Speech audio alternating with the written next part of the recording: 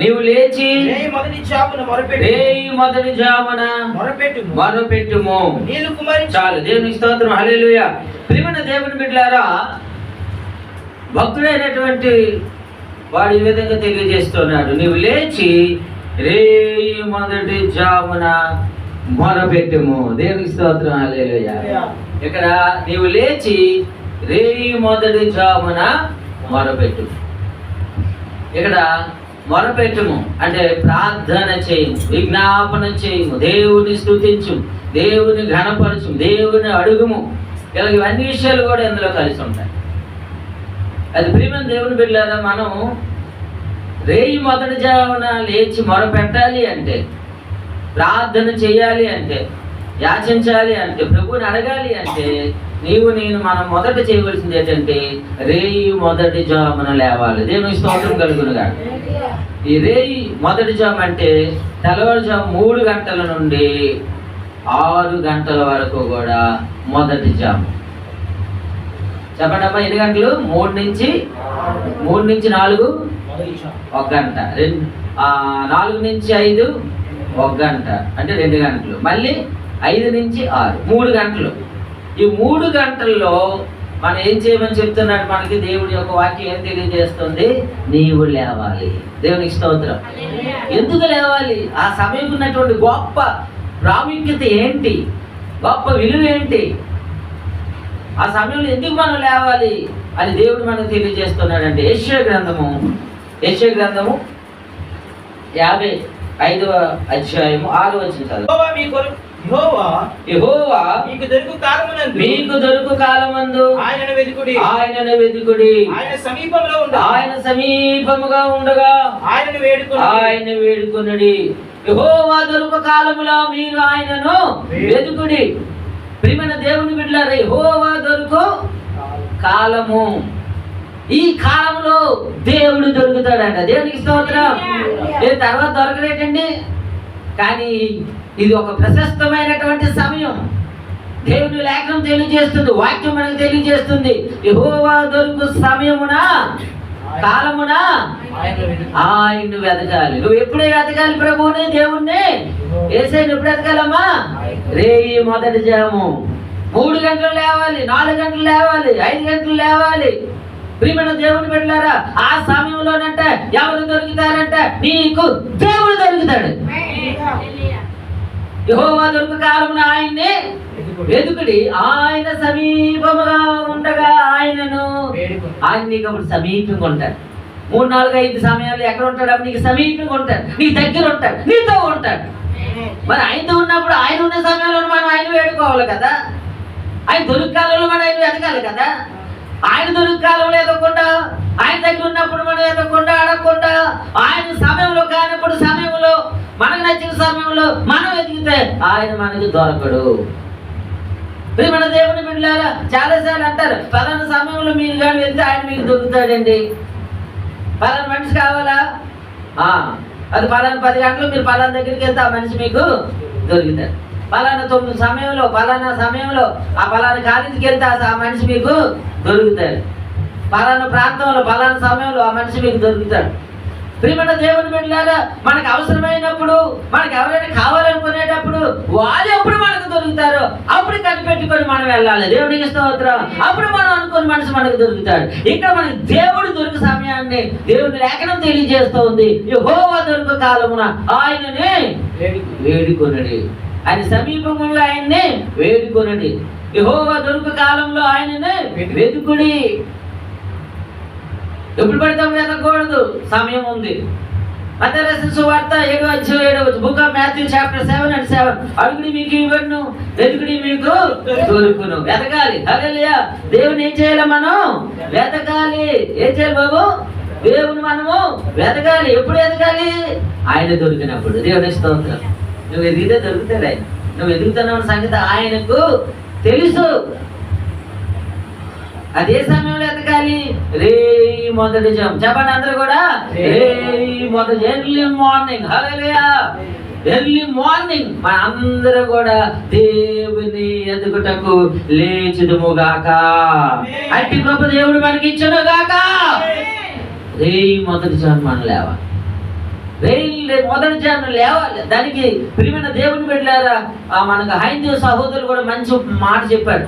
రేయి మొదటి జామని బైబిల్లో ఉంటే ఆ సమయాన్ని హైందవ సహోదరులు చాలా మంది మంచి చెప్తున్నారు, మీరు వినరు లేదు కానీ దాన్ని బ్రహ్మ ముహూర్తం అంటా ఉన్నారు. దేవునికి స్తోత్రం.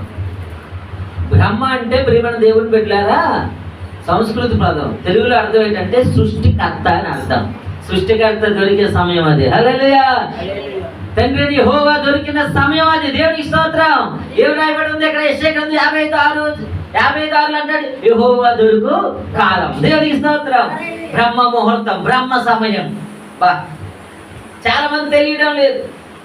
మన జీవితంలో ఏదైనా కావాలనుకుంటే, ఉన్న స్థితికి ఎదగాలనుకుంటే, ఏదైనా సాధించాలనుకుంటే, ఏదైనా అవసరాన్ని మనం పొందుకోవాలనుకుంటే, వేడుకోవాలనుకున్నా, ఉన్నత స్థితికి మనం వెళ్ళాలనుకుంటే మనం ఏం చేయాలంటే రేయి మొదటి జనం లేచే అలవాటు మనము చేసుకోవాలి. గమనించండి, అక్కడ ప్రపంచంలో ఈరోజు ఉన్నతమైన స్థితిలో ఎవరైనా వచ్చారు అంటే, ఏదైనా సాధించారంటే వారు ఎర్లీ మార్నింగ్ లేవడం అలవాటు చేసుకున్నారు. అందుకే 6 వేసారు పక్క మీద ఉండకూడదు, 4 వేసారు పక్క మీద ఉండకూడదు. 4 గంటలకు ఎవరైతే లెగిస్తారో వారు చదువుకున్న స్టూడెంట్ అయినా, స్పోర్ట్స్ మ్యాన్ అయినా, ప్రియమైన దేవుని బిడ్డలారా ఏ పని చేసిన వారైనా 4 తర్వాత వారు మంచాల మీద ఉన్నారు అంటే, ఇంట్లో ఉన్నారంటే వాళ్ళకి జరగదు, ఆశీర్వాదం రాదు. ఒక రైతు మనకు పంట పండించేస్తాడు, చక్కని భోజనం మనం తినడానికి కారణం ఏమంటే రైతు. ఆ రైతుని చూడండి, ఎన్ని గంటలకు పొలంకి వెళ్తాడమ్మా? మధ్యాహ్నం 12 గంటలకే. తెల్లవాడితే పొలంలోకి వెళ్ళిపోతాడు. దేవునికి స్తోత్రం. ఆ చీకట్లో వెళ్ళిపోతాడు. ఆ చీకట్లో పాములు పురుగు బట్టలు ఉంటుంది, అయినా తెల్లవారు వెళ్ళిపోతాడు. వెళ్ళిపోయిన తర్వాత తన భార్య 6-7 అయ్యేసరికి చద్దన్నం పట్టుకొని వెళ్తాడు. పోలీసులు 4 లేచిపోతారు, పెరడ్ గ్రౌండ్ పరుగులు చేస్తారు.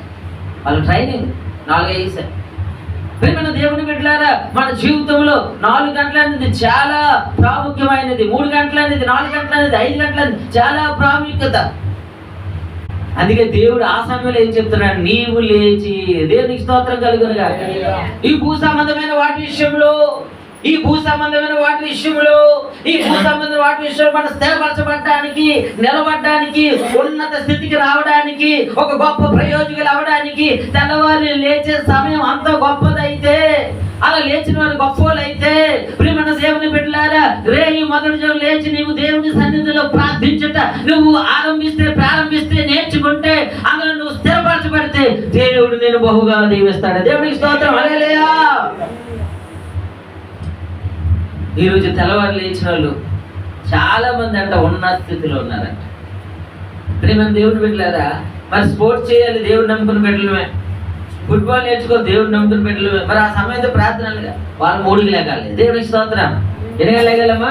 3కి లేచి ప్రార్థన చేసి, ప్రార్థన కంప్లీట్ చేసుకొని గ్రౌండ్కి వెళ్ళాలి. చదువుకున్న బిడ్డ అయితే 3కి లేచి ప్రార్థన చేసుకొని చదువుకోవడానికి ఆ బుక్కులు తీయాలి. దేవునికి స్తోత్రం. హల్లెలూయా. గృహిణి అయితే తన ఇంటి పని ప్రారంభించక మునుపు వేకున లేచి ప్రార్థన చేసి తనకి ఇంటి పని ప్రారంభించాలి. ఒక గృహ యజమానుడు అయితే వేకున లేచి ప్రార్థన చేసి తన పని ప్రారంభించడానికి వెళ్ళిపోవాలి. దేవునికి స్తోత్రం. ఇప్పుడు ఈ పనికి వెళ్ళే వాళ్ళు ఎన్ని గంటలు లేస్తారమ్మా? 6 గంటలకు వెళ్ళిపోయి లైన్గా అయిపోయి గ్యారేజ్ కట్టుకుని వెళ్ళిపోవాలి. దేవునికి స్తోత్రం.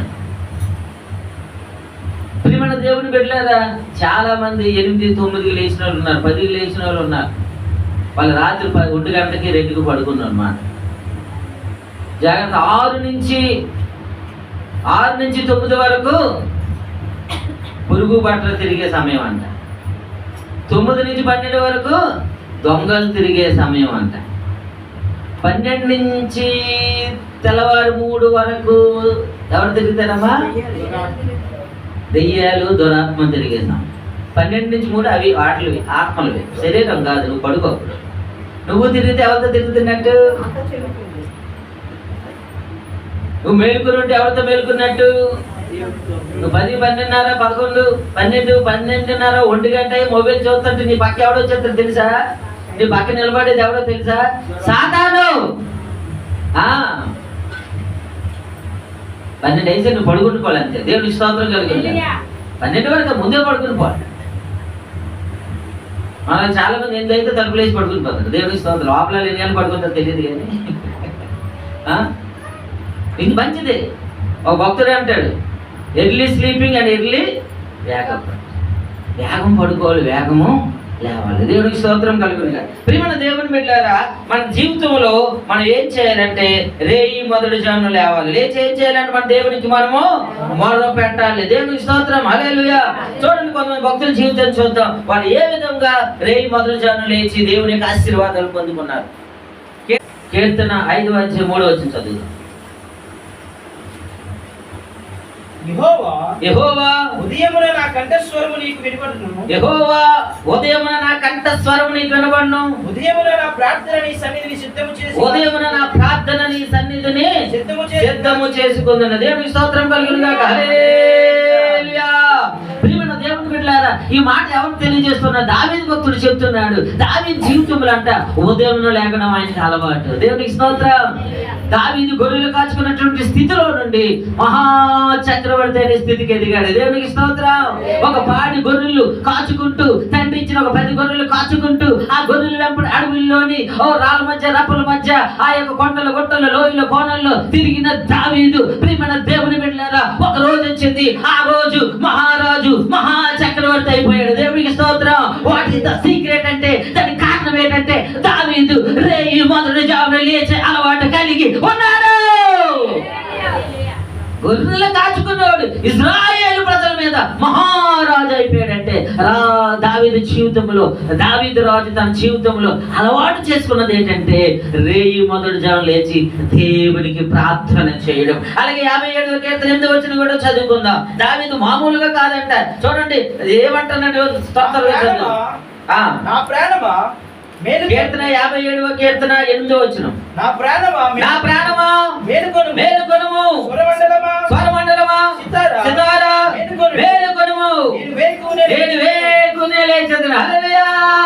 అబ్బా, ఎంత సంతోషంగా లేస్తున్నాడు. వేకునా బాధ లేదు, దుఃఖం లేదు, కష్టం లేదు. తెల్లవారు లేవడానికి సంతోషంగా లేస్తున్నాడు అంటే దేవునికి స్తోత్రం. Hallelujah. He is very happy. సంతోషంగా లేస్తున్నాడు. ఎవరిని పిలుస్తున్నాడు చూడండి అక్కడ. స్వరమండలమా సితారా మేలుకో. అంటే లేచిన వెంటనే ఏం చేస్తాడు దావీదు? దేవుణ్ణి స్తుతిస్తాడు, పాడి మహిమపరుస్తాడు. హల్లెలూయా. లేచిన వెంటనే దేవుడు చాలా పనులు మనం చేయొచ్చు. లేచిన వెంటనే ప్రార్థన మాత్రమే కాదు, ప్రియమైన దేవుని బిడ్డలారా, లేచిన వెంటనే కన్నీరు కార్చడమే కాదు, మొరపెట్టడమే కాదు, కేకలు వేయడమే కాదు, చాలా తెల్లవారు లేచి మనం ప్రభు కోసం చేయొచ్చు.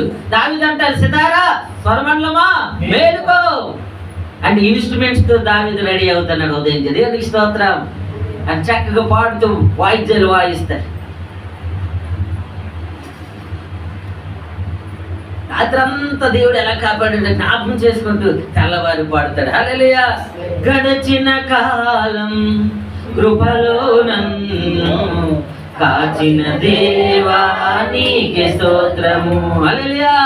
అంటే రాత్రంతా ప్రభు తను ఏ విధంగా కాపాడాడో, దాచాడో, మంచి నిద్ర దయచేశాడో దానికి ఏం చేస్తాడంటే ఉదయం లేచి పాడి దేవుని మహిమపరుస్తున్నాడు, స్తుతిస్తూ ఉన్నాడు. దేవుని స్తోత్రం కలుగునుగా. హల్లెలూయా. అలాగే 119 కీర్తన 147 వచ్చిన త్వరగా 119 147. తెల్లవారక మునిపే మొదలుపెట్టి తిని నీ మాటల మీద ఆశ పెట్టుకుని ఉన్నాను. దేవునికి స్తోత్రం. హల్లెలూయా. తెల్లవారక మునిపే మొదలుపెట్టాడంట. హల్లెలూయా. 3కే లేచిపోన్నాడు. దేవునికి స్తోత్రం. తెల్లవారు మునిపే, వేకు రాక మునిపే ప్రియమైన దేవుని మీద మొదలుపెట్టాడంట. దేనికంట? ఆయన మాటల మీద ఆశ. ఏమంటే తెల్లవారికి మునిపే మొరపెట్టి తిని నీ మాటల మీద ఆశ పెట్టుకో. దేవుడు మాటల మీద ఆశ పెట్టుకో. దేవుడు మాట ఇచ్చాడు, ఆయన నమ్మదగిన వాడు. హల్లెలూయా. మాట ఇచ్చి తప్పని వాడు దేవుడికి కాదు. ఆయన నరమాత్రుడు కాదు. ఆయనకి ఇచ్చాడు వాగ్దానం, అది నెరవేర్చడానికి శక్తి కలిగిన వాడు, సమర్థుడు. అడుగుడే నీకు ఇవ్వని అంటాడు. దేవునికి స్తోత్రం. ఎదురు మీకు దొరుకుడు, తరుడు మీకు ఇవ్వండి అంటున్నాడు. నీకు ఏది అవసరమో నువ్వేం చేయాలంట? రేయి మొదటి జామున లేచి ఆయన మాటలు పట్టుకొని ఆ మాట నీ జీవితంలో నెరవేరుస్తాడు దేవుడని నువ్వు ఆశ పెట్టుకొని ఉండాలి. నువ్వు ఆశ పెట్టుకొని ఉంటే ఆశ గల ప్రాణాన్ని తృప్తిపరిచే దేవుడు నీవు నేను మనం ఆరాధిస్తున్న యేసయ్య. హల్లెలూయా. యేసయ్య మాటల మీద ఆశ పెట్టుకోవాలి. మన ఎవరెవరి మీద, ఏదేది మీద, దేని మీద ఆశ పెట్టుకోకూడదు, కానీ మన దేవుడి మీద మనం ఆశ పెట్టుకోవాలి. మన ఆశలు తీర్చేవాడు మన ప్రభువైన యేసు మాత్రమే. నువ్వు అనుకుంటావు నా కొడుకుని ఆశ తీరుస్తాడు, నా కూతురిని ఆశ తీరుస్తాడు, నా భర్తను ఆశ నెరవేరుస్తాడు, నా భార్యని ఆశ నెరవేరుస్తాడు, నా బంధువులు, నా చుట్టాలు, నా స్నేహితులు వీరందరూ నా యొక్క ఆశలు నెరవేరుస్తారు అనుకుంటామేమో, కానీ నీ మన ఆశలు నెరవేర్చేవాడు యేసు ఒక్కడే. దేవునికి స్తోత్రం కలిగి గాక. హల్లెలూయా. ప్రియమైన దేవుని బిడ్డలారా, నా కంఠస్వరం నీకు వినిపించేదను, సితారా స్వరమంలో మేలుకో, తెల్లవారికి మునిపే నేను మేలుకున్నాను, నీ మాటల మీద ఆశ పెట్టుకున్నాను అని దావీదు భక్తుడు అంటూ ఉన్నాడు. రేయి మొదలు లేచి మనం ఏం చేయాలంటే దేవునికి మొదలు పెట్టాలంట.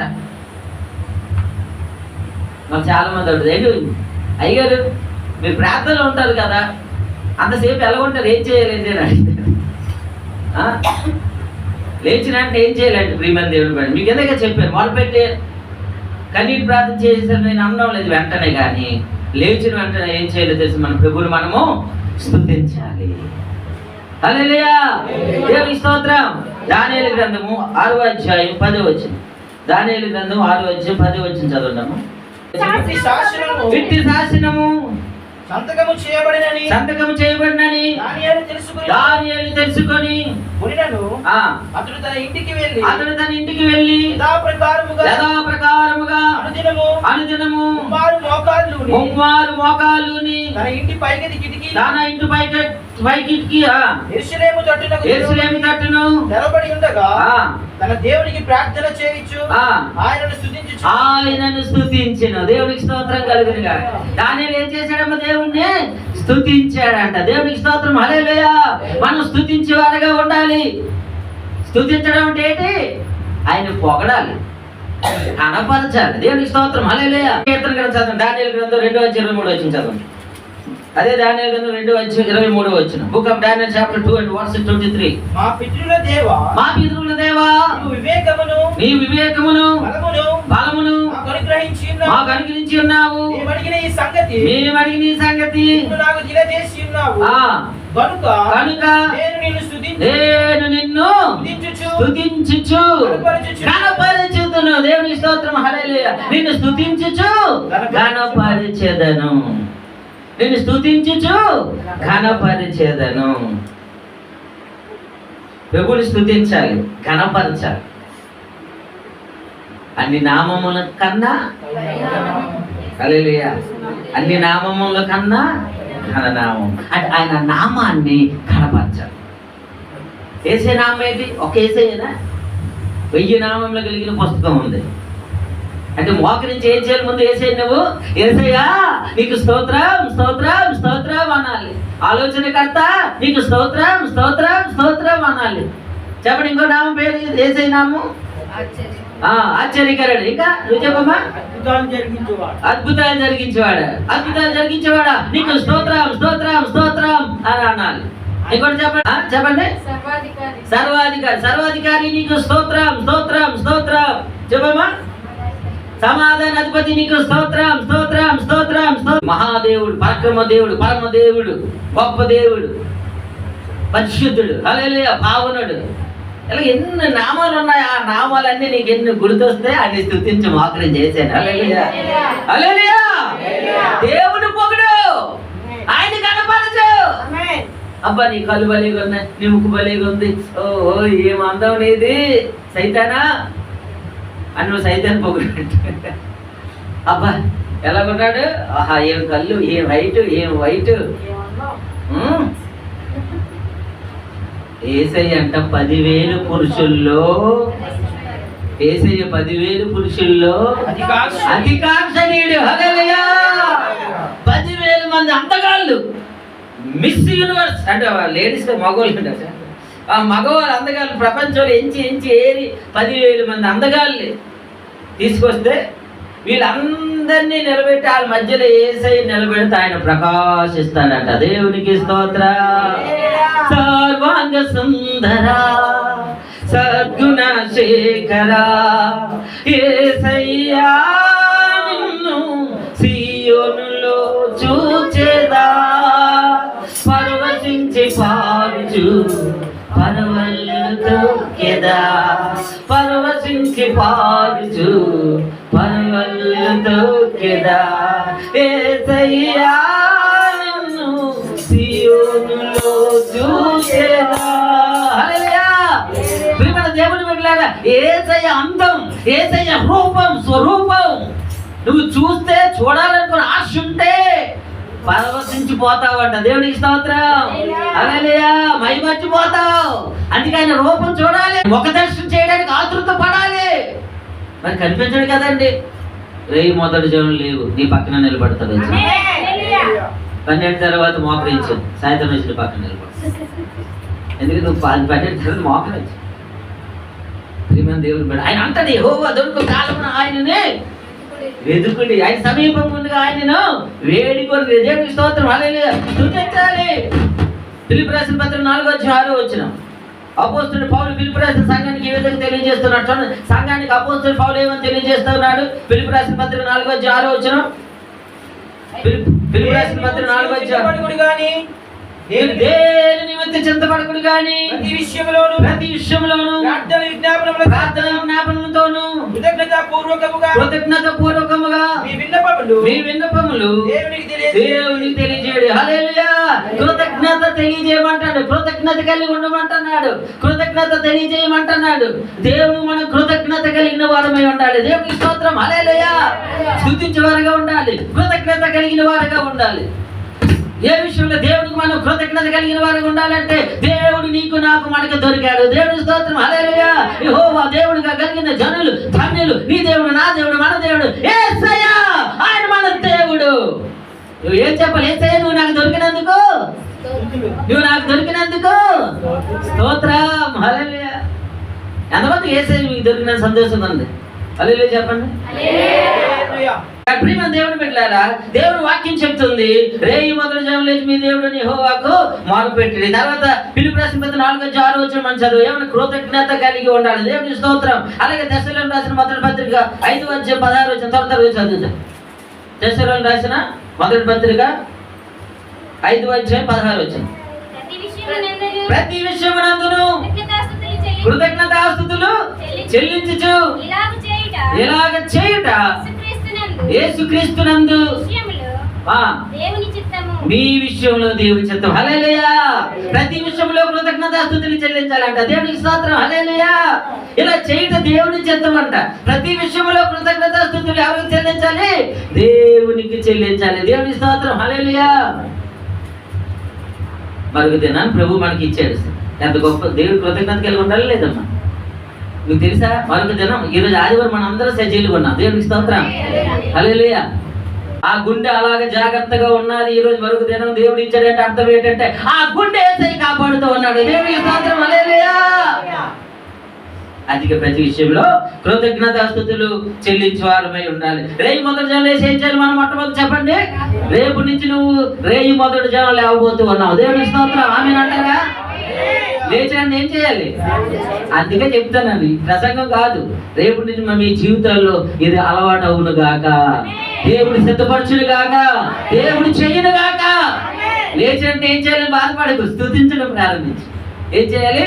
స్తోత్రం, స్తోత్రం, స్తోత్రం నాయన, స్తోత్రం నాయన. మరొక దినం నాకు ఇచ్చా, నీకు వందనాలు. మా నాన్న ఇచ్చావు, మంచి నాన్న ఇచ్చావు, మంచి అమ్మనిచ్చావు, నా మంచి పిల్లల్ని ఇచ్చావు, మంచి భర్తనిచ్చావు, మంచి భార్యని ఇచ్చావు, మంచి కుటుంబం ఇచ్చావు, మంచి ఇల్లుని ఇచ్చావు, మంచి భోజనం ఇచ్చావు, మంచి బట్టలు ఇచ్చావు. ప్రభువా సజీవుడిగా, సజీవురాలుగా నన్ను ఇచ్చావు. నీకు స్తోత్రం, స్తోత్రం, స్తోత్రం. ప్రభుని స్తుతించాలి. హల్లెలూయా. తర్వాత ఏం చేయాలి? ఆయన పేర్లు పెట్టి స్తుతించాలి. రక్షకుడా నీకు వందనాలు, వందనాలు, వందనాలు. ఒకవేళ అనారోగ్యంతో ఉందనుకో, స్వస్థపరచువాడా నీకు స్తోత్రం, స్తోత్రం. యెహోవా రాఫా నీకు స్తోత్రం, స్తోత్రం. అనారోగ్యంతో ఏం చెప్పాలి చెప్పండి? యెహోవా రాఫా. యెహోవా రాఫా అంటే ఏంటి? నిన్ను స్వస్థపరిచే యెహోవాను నేనే. హల్లెలూయా. ఆర్థిక ఇబ్బందులతో ఉన్నావు అనుకో, అప్పుడే అనేకులు కప్పించదు అప్పు చేయనన్నా ప్రభా నీకు స్తోత్రం, స్తోత్రం. వాక్యాలతో మనం స్తుతించాలి. హల్లెలూయా. రేయి మొదటి ఏం చేయాలి? దేవుడు మనము స్తుతించాలి. రెండోది ఏం చేయాలి? ప్రార్థన చేయాలి. దేవుడికి స్తోత్రం. హల్లెలూయా. మత్తయి సువార్త 6వ తరతరుగా రెండోది ఏం చేయాలి? మనం స్తుతించడం ప్రారంభించిన తర్వాత మీరు ప్రార్థన చేయనప్పుడు మీ గదిలోనికి వెళ్ళి తలుపు వేసి రహస్యమందు చూచు నీ తండ్రికి ప్రార్థన చేయాలి. చాలా మంది. దేవుడికి స్తోత్రం. హల్లెలూయా. ప్రభుని స్తుతించుతుంది. ఏం చేయాలి? ప్రార్థన మొదలెట్టాలి. ఏం చేయాలమ్మా? ప్రార్థన మొదలెట్టాలి. ఎక్కడికి వెళ్ళి ప్రార్థన మొదలెట్టాలి? ఈదిలోకి వెళ్ళిపోయి కాదు, బొమ్మలోకి వెళ్ళి స్తోత్రం, స్తోత్రం. ధనవంత బాణవమ్మా, స్తోత్రం, స్తోత్రం. ఎక్కడికి వెళ్ళాలి ప్రార్థనకి? నీ ఇంట్లో ఒక మూలకి వెళ్ళిపోవాలి. ఒక గది ఉంటే ఆ గదిలోకి వెళ్ళిపోవాలి. ఆ గదిలోకి వెళ్ళి ఏం చేయాలి? తలుపు మూసుకోవాలి. దేవునికి స్తోత్రం. నీవు గదిలోకి వెళ్ళి నీ తలుపు మూసుకొని ఏం చేయాలమ్మా? నీ తలుపు మూసుకొని. ఇక్కడ రెండు అర్థాలు ఉన్నాయి. ఆత్మీయార్థం ఉంది, అక్షరార్థం ఉంది. అక్షరార్థం ఏంటంటే గదిలోకి వెళ్ళి తలుపు మూసుకోవాలి. రెండోది ఏంటంటే ఆత్మీయార్థం, నీ హృదయం అనే గది తలుపు ముయ్యాలి. ఏ గదమ్మా? నీ హృదయం అనే గది తలుపు. ప్రకటన గ్రంథం 3:20 యేసయ్య అంటాడు, ఇదిగో నేను తలుపు యొద్ద ఉండి తట్టుచున్నాను, ఎవరైనా తలుపు తెరిచిన ఎడల నేను వారితోనే వారు నాతో కలిసి భోజనం చేయను. దేవుని స్తోత్రం. హల్లెలూయా. హృదయం అనే తలుపు మనకు ఉంది. దేవుని స్తోత్రం. ప్రార్థన చేసినప్పుడు ఏం చేయాలంటే మన హృదయ తలుపు వేసుకోవాలి. గదిలోకి వెళ్ళి ఏం చేయాలి?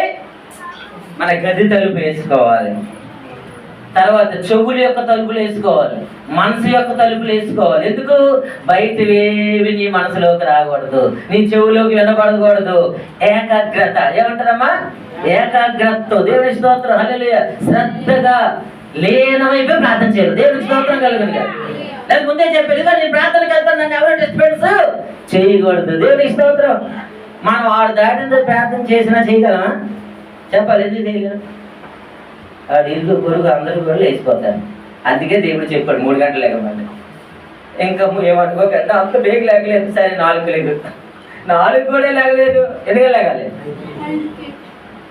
నేను 3కి లేకను, 4కి లేకను, 5కి లేకను, 6కి లేస్తే నువ్వు లేచినావు అంటే లేకుండా పడుకుని పో. ఎప్పుడు లేగాలి? తీర్మానం చేసుకో. నేను 3కి లేసావో తెలివి వచ్చిందే, వెంటనే మోకరించి ప్రార్థన చేసుకో. 4 చేసుకో, పడుకుని. ఆ రోజు నీ ప్రార్థన అయిపోయింది, నీ కోట అయిపోయింది అంతే. దేవునికి స్తోత్రం కలిగింది కాక. లేదా 4 తెలివి వచ్చింది, 4 గంటలు మోకరించు. లేదా 5 తెలివి వచ్చింది, 5 మోకరించు. ఈ 3 గంటలు ఎప్పుడో ఒక గంట ప్రార్థన చేయాలి. ఆ రోజు నీ హృదయం నీకు ఎంత సంతోషమో. హల్లెలూయా. ఎందుకయ్యా అలా చెయ్యాలి? ఆ రోజంతా దేవుని కృప పొందుకుంటావు, దేవుని ఆశీర్వాదం పొందుకుంటావు, దేవుని కాపుదల నీకు వస్తుంది. హల్లెలూయా. గట్టి దేవుని స్తోత్రాలు చెప్తాం. ప్రియమైన దేవుని బిడ్డలారా, నువ్వు ప్రార్థన చేయనప్పుడు నీ గదిలోకి వెళ్ళి నీ తలుపు మూసుకొని రహస్యమందు చూచు నీ తండ్రికి నువ్వేం చేయాలంట? ప్రార్థన చేయాలి. దేవునికి స్తోత్రం కలుగును గాక. హల్లెలూయా.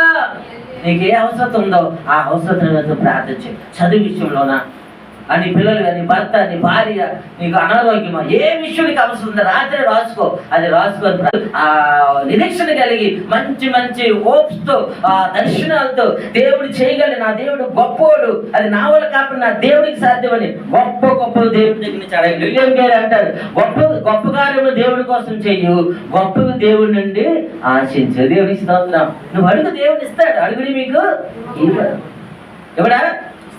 దేవుడు అడిగిన ఇస్తాడు. గట్టి దేవుని స్తోత్రం చెప్పండి. నువ్వు అడగాలి. మనం అడగకే పొందలేకపోతున్నాం అంటే. హల్లెలూయా.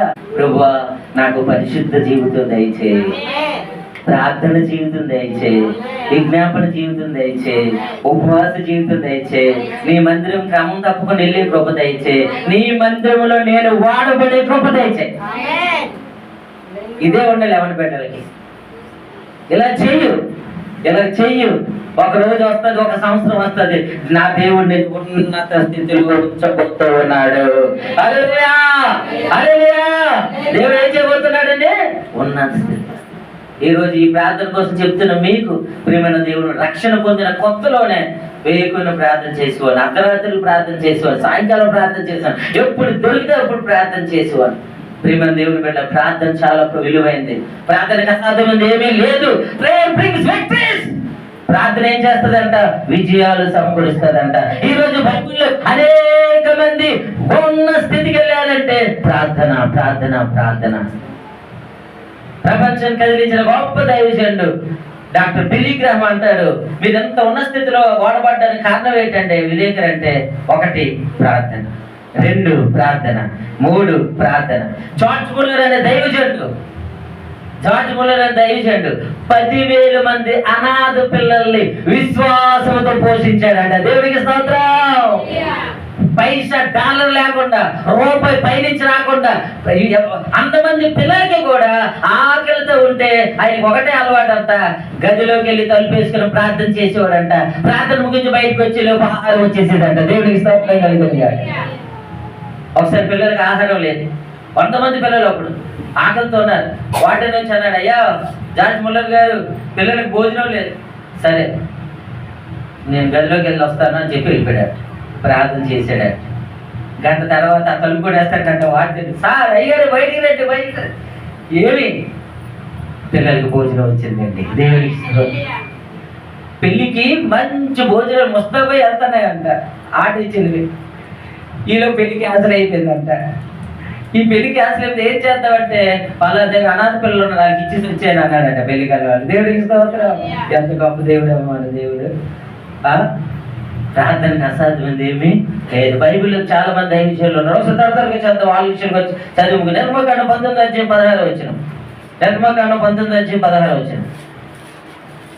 నిర్మకాండం 19:16 వచ్చిన. మూడవ నాడు ఉదయమైనప్పుడు ఆ పర్వతం మీద ఉరుములు మెరుపులు సాంద్రమేఘ భూమి యొక్క మహాధ్వనియు కలుగుగా పాలెంలోని ప్రజలందరూ వణికిరి. దేవుని ఎదుర్కొనుటకు మోషే పాలెంలో నుండి ప్రజలను రప్పింపగా వారు పర్వతము దిగువన నిలిచిరి. చాలు. దేవుని స్తోత్రం. హల్లెలూయా. ప్రియమైన దేవుని బిడ్డలారా, దేవుడు ప్రజలను దర్శించే సమయం ఎప్పుడంట? దేవుడు ప్రజలను దర్శించే సమయంలో మోషే ఉదయాన్నే దేవుణ్ణి ఎదుర్కోవడానికి వెళ్ళాడంట. దేవుని స్తోత్రం. హల్లెలూయా. ప్రజలందరూ ఎప్పుడు సిద్ధపరిచాడంట? ఉదయమునే. దేవునికి స్తోత్రం. దైవజనుడు 40 లక్షల మందిని నడిపించిన దైవజనుడు ప్రవక్త మోషే ఉదయాన్నే లేచేవాడు. దేవునికి స్తోత్రం కలుగును. హల్లెలూయా. ప్రియమైన దేవుని జాషువా గ్రంథము చదువు. యెహోషువ గ్రంథము 6:12 వచ్చిన. యెహోషువ గ్రంథం 7:6 వచ్చిన. త్వరగా 7:6. యెహోషువ బట్టలు చింపుకొని తానును ఇశ్రాయేలును బట్టి ఇశ్రాయేలు పెద్దలను సాయంకాలం వరకు యెహోవా మందసం ఎదుట నేల మీద మోపుకొని తమ తలల మీద ధూళి పోసుకొని అయ్యో చూడండి, దేవుడికి మొరపెడతాడు. దేవుని స్తోత్రం. హల్లెలూయా. 6:12 వచ్చిన. ఇశ్రాయేలు శాపగ్రస్తులై 6:12 వచ్చిన. కాబట్టి ఇశ్రాయేలు శాపగ్రస్తులై తమ శత్రువుల ఎదుట తమ శత్రువుల ఎదుట వెనుకకు తిరిగిరి. శాపగ్రస్తులైన వారు మీ మధ్య నుండకుండా మీరు వారిని నిర్మూలన చేసితేనే తప్ప నేను మీకు తోడై ఉండను. లేచి చెర్లను పరిశుద్ధపరిచి వారికి ఇలాగూ చెప్పము, రేపటికి మిమ్మల్ని మీరు పరిశుద్ధపరచుకొనుడి. ఇశ్రాయేలీయుల దేవుడైన యెహోవా సెలవిచ్చినదేమనగా 3:1 చదవండి. యెహోషువ 3:1. 3:1 యెహోషువ వేకువనే లేచి. చాలు. దేవునికి స్తోత్రం. హల్లెలూయా. ప్రియమైన దేవుని బిడ్డలారా, ఇప్పుడు మనం చదివే 6:12 చదివిన ప్రకారంగా ఆ యొక్క ఇశ్రాయేలు మీద శాపం, పాపం అవేంటో పోవాలంటే యెహోషువ ఏం చేశాడంటే ఇశ్రాయేలు నడిపించే నాయకుడు వేకువనే లేచాడు. దేవునికి స్తోత్రం. హల్లెలూయా. ఉదయమే లేచాడు. దేవునికి స్తోత్రం. హల్లెలూయా. ప్రియమైన దేవుని బిడ్డలారా, మోషే వేకువనే లేచాడు, ఉదయమే లేచాడు, దావీదు ఉదయమే లేచాడు, యెహోషువ ఉదయమే లేచాడు. దైవజనులు ప్రపంచాన్ని గజగజలాడించిన దైవజనులు వేకువనే లేచారు. ప్రియమైన దేవుని బిడ్డలారా, దైవజనుడు 17వ శతాబ్దంలో మెథడిస్ట్ సంఘాన్ని స్థాపించిన దైవజనుడు అపోస్తలుడు జాన్ వెస్లీ తెల్లవారుజామున 4 గంటలు లేచి తెల్లవారుజాము 9 గంటల వరకు కూడా ప్రార్థనలో గడిపేవాడు అంట. దేవునికి స్తోత్రం. హల్లెలూయా. ఆయన కట్టిన సంఘం ఇప్పటికీ కూడా వర్ధిల్లుతోంది ఇంగ్లాండ్ దేశంలో. గొప్ప అపోస్తలుడు, ప్రార్థనా పరుడైన, గుర్రం మీద 1000 కిలోమీటర్లు తిరిగాడు. ఎన్ని గంటలు లేచేవాడంటమ్మా? తెల్లవారు 3 గంటలకి. అలాగే ఇండియా పెద్దకొచ్చి చర్చ్ ఆఫ్ గాడ్ ఐబీసీ సంఘాన్ని స్థాపించిన దైవజనుడు అపోస్తలుడు బిఎం సామ్యూయల్ నాయుడు గారు కూడా తెల్లవారుజామున 3 గంటలు లేచేవారంట. దేవునికి స్తోత్రం. హల్లెలూయా. అలాగే విజయనగరంలో పెద్దకొస్త సంఘానికి మూల కారకుడైనటువంటి కార్నర్ స్టోన్ అయినటువంటి అపోస్తలుడు మోషే గారు కూడా మోషే గారు తెల్లవారుజామున 3కి లేచేవారు. రాత్రంతా ప్రార్థనలు ఉండేవారు. విజయనగరంలో ఏ సేవకులు మీరు అడిగినా, ఎవరిని అడిగినా సరే చెప్తారు మోషే గారి కోసం ఆయన ప్రార్థనా పరుడు. హల్లెలూయా. ఈరోజు సంఘాలు స్థాపించబడ్డాయి అంటే, అద్భుతమైన సంఘాల వాళ్ళు కట్టారంటే, సేవకులు తయారు చేశారంటే దానికి కారణం ప్రార్థన. ఏ ప్రార్థన? ఉదయకాల ప్రార్థన, రేయి మొదటి జామున ప్రార్థన. దేవునికి స్తోత్రం కలుగును గాక. హల్లెలూయా. ప్రార్థనలో ఉండేవాడు, వేగం లేచి ప్రార్థనలో ఉండేవాడు. ప్రియమైన దేవుని బిడ్డలారా, ప్రార్థనతో అనేక శ్రమలు ఎదురైనా, కష్టాలు ఎదురైనా, బాధలు ఎదురైనా, ఓ కుటుంబంలో పోరాటం, బయట పోరాటం అయినా, సేవకులతో పోరాటం అయినా, సంఘంలో పోరాటం అయినా, ఎన్ని పోరాటాలు వచ్చినా ప్రార్థన ద్వారా వాటిని జయించాడు ఆయన. దేవునికి స్తోత్రం. కారణం ఏంటో తెలుసా? ఇంత దైవజనులు అందరూ ప్రార్థనా పరులు అవడానికి కారణం ఏంటో తెలుసా? మన ప్రియ రక్షకుడు, మన ప్రభువు కూడా ప్రార్థనతోనే తన సేవ ప్రారంభించాడు. హల్లెలూయా. మార్కు రాసిన సువార్త 1:35 మార్కు రాసిన సువార్త 1:35 ప్రియమైన దేవుని బిడ్డలారా, మన ప్రభువు మనకి మాదిరికరంగా ఉన్నాడు. ఆయన దేవుడై ఉండి, దేవుని కుమారుడై ఉండి, దేవాది దేవుడై ఉండి ఆయన కూడా ప్రార్థన చేసేవాడు. హల్లెలూయా. ఆయన ప్రార్థన చేస్తే నీవు నేను మనం చేయొద్దా? మార్కు రాసిన సువార్త 1:35 ఆయన పెద్దల కాడే లేచి ఇంకను చాలా చీకటి ఉండగానే బయలుదేరి అరణ్య ప్రదేశానికి వెళ్ళి ప్రార్థన చేయించుండెను. దేవుని స్తోత్రం. ఎవరైనా యేసయ్య యేసయ్య యేసయ్య ఇంకా తెల్లవారు ఉండగానే యేసయ్య లేచాడంట ప్రార్థనకి. దేవునికి స్తోత్రం. హల్లెలూయా. బా, ఎంత గొప్ప సంగతి. ఆయన ప్రార్థన అవసరమా? చెప్పమ్మా, యేసయ్యకి అవసరమా? ఆయన దేవుడికి ఆయన అవసరమా? కానీ ఎందుకు చేశాడు తెలుసా? నీకు నాకు మనకు మాదిరిగా ఉండడానికి. దేవునికి స్తోత్రం. అలాగే హెబ్రీయులకు రాసిన పత్రిక 5:7 చూడండి, ఎటువంటి ప్రార్థన చేశాడు ఆయన? కొండకెళ్ళి వేకున వెళ్ళి ఎటువంటి ప్రార్థన చేశాడు? త్వరలో చదువుతాం. ఆయన శరీరధారైన జన్మల్లో మహారోదనతో కన్నీళ్లతోను మరణము నుండి రక్షించుటకు ప్రార్థనలను యాచనలను సమర్పించి భయభక్తులు కలిగి ఉండినందున ఆయన అంగీకరింపబడ్డాడు. దేవునికి స్తోత్రం. హల్లెలూయా. యేసయ్య ఎలా ప్రార్థన చేశారంటమ్మా? మహారోదనతో. దేవునికి స్తోత్రం. మహారోదన అంటే ఏంటి? కేకలు వేయాలి ప్రభు సన్నిధిలో. నీకు బాధ వస్తే, కష్టం వస్తే, ఇరుకు వస్తే, ఇబ్బంది వస్తే, నీకు గుండె గాయం అయితే ఏం చేయాలి? మోకరించి యేసయ్య సన్నిధిలో కేకలు వేయాలి. హల్లెలూయా. మహారోదనతో ఏడాలి ప్రభు సన్నిధిలో. ప్రభు యేసయ్య ఎక్కడున్నావు తండ్రి? మన భక్తుడు చెప్తాడు, చూసినప్పుడు యూట్యూబ్లో చూసిన భక్తుడు చెప్పాడు. ఆయన తన ప్రార్థన గదిలో ఉన్నాడంట. ఆ కింద చర్చిలో నుంచి ఒక యవ్వనస్తురాలు కేకలు ఏడుపు వినిపిస్తుందంట ఆ సేవకుడికి. ఏంటి అమ్మాయి ఎందుకు ఎంత ఏడుస్తుంది గట్టిగా? ఏం జరిగిందని ఆ యొక్క పైనుంచి కిటికీలు వెళ్ళి చూస్తే అంట ఆ బిడ్డ ప్రార్థన ఏంటో తెలుసా? యవనస్తులు దేనికి ఏడుస్తారు? ఏం జరిగిందో అనుకుంటున్నాడు. కానీ ఆ యవ్వన బిడ్డ ఏమైనా ఏడుస్తుందో తెలుసా? కేకలేస్తుందో తెలుసా? ప్రభువా, ఈ లోకంలో ఉన్న వారందరూ నశించిపోయి నరకానికి వెళ్ళిపోతున్నారు ప్రభువా అని ఆత్మల కోసం ఏడుస్తుందంట. హల్లెలూయా. ఎంత గొప్ప తల్లి అంటే ఆ బిడ్డకి దేవుడు ఆత్మల భారం ఇచ్చాడు. దేవుని స్తోత్రం. నశించిపోతున్న ఆత్మల పట్ల బిడ్డ ఏం కలిగి ఉంది? భారం కలిగి ఉంది. నువ్వు ఇప్పుడే ఏడుస్తున్నావా? నీ ఇరుగువారు, నీ పొరుగు వారు, నీ బంధువులు, నీ స్నేహితులు, నీ చుట్టాలు, నీ పక్కన ఉంటున్న వాళ్ళు, నీ వాళ్ళే నశించిపోయి నరకానికి వెళ్ళిపోతారు. నీకు ఏడుపు వస్తుందా? రావడం లేదు. నీ హృదయం కఠినమైపోయింది. నేను అనుకుంటున్నా ఆ బిడ్డ రానున్న దినాల్లో దేవుడు బలమైన సేవకురాలుగా చేయబోతున్నాడు. దేవుని స్తోత్రం కలుగుగాక. హల్లెలూయా. యేసయ్య ఎలాగేచ్చాడంట? మహారోదనతో. రెండోది ఏంటంటే అక్కడ కన్నీరు విడిచిచ్చు. కన్నీరు ప్రార్థన మనకుండా. ఎప్పుడైనా ప్రభు సన్నిధి మోకరించి కన్నీరు కార్చారు మీరు? ఎవరైనా కన్నీరు వస్తుంది మోకరిస్తే? నువ్వు ప్రభు సన్నిధిలో మోకరించి కన్నీరు కార్చే అనుభవంకి వచ్చావు అంటే you will be blessed person. దేవుడి కృప నీతో ఉంది. దేవునికి స్తోత్రం. వాళ్ళకి మించిన వాళ్ళు ఎవరు లేరు. వాళ్ళ ప్రపంచం ఏది ఎవరు ఏం చేయలేదంటే దేవునికి స్తోత్రం కలిగింది. వాళ్ళకి తెలిసింది ఒకటే, మోకరించి ఏడుస్తారంతే. హల్లెలూయా. కన్నీరు తీసే బాధలు ఏం చేస్తారు? వాళ్ళు తడుపుతారు. దేవునికి స్తోత్రం. హల్లెలూయా. ఆ కన్నీరు అంటే దేవుని యొద్ద బుడ్డీలో దాచబడి ఉంటాయంట. ఏ ప్రార్థన చేయాలో యేసయ్య ఏ ప్రార్థన చేశాడు? మహారోదనతో కన్నీళ్లు విడిచాడు. మనకి ఎవరైనా తిట్టారని ఏడుపు వచ్చేది కదా. మనకి ఎవరైనా తీసుకెళ్ళలేదని ఏడుపు వచ్చేది. అత్తే మన శుభ్రం తిట్టిందని ఏడిపే ఏడుపు. మన పిల్లలు మనం మాట్లాడలేదు దానికి ఏడిపే ఏడుపు. నా ప్రియమైన సంఘ బిడ్డ, ప్రియమైన సహోదరికి ఒక్క మాట చెప్తాను తల్లి. అమ్మా బాబు, మీ మనమందరూ చేయవలసిన పని ఏంటో తెలుసా? మనం ఏడాలి, యేసయ్య పాదాలు పట్టుకోలేదు. నువ్వు ఏడు, నీకు విరోధంగా మాట్లాడిన వారు, నీకు విరోధంగా లేచిన వారు పటాపంచలు ఎత్తులు పొందురు కాక. నమ్ముతారా యేసయ్యనే? గట్టి స్తోత్రం చెప్పు. నీకెవరు లేరనుకుంటున్నావా? యేసయ్య నీతో ఉన్నాడు. ఎవరున్నారు నీతో? ఎవరున్నారు నీతో? నాతో ఎవరున్నారు? మనతో ఎవరున్నారు? యేసు ఉన్నాడు. హల్లెలూయా! యేసంటే భయం నీకు? యెహోవా మన పక్షం కూడా మనకి విరోధి ఎవరు? ఆరోధనతోను కన్నీళ్లతోను తను మరణం నుంచి తప్పించగలవాడికి మొరపెడితే నేను కూడా ఇంకా అవశ్యంగా మొరపెట్టవలసిన వాడు అన్నా. దేవుని స్తోత్రం. హల్లెలూయా! కాబట్టి రేయి మొదటి జాము లేచి మీ దేవుడు 5 కంపల్సరీ. 3కి లేచావంటే ఫస్ట్ క్లాస్ స్టూడెంట్. దేవుని స్తోత్రం. లేకొద్దు అంటాడు. నువ్వు ఫస్ట్ క్లాస్ స్టూడెంట్ ఉండాలంటే నేను లేగాలి.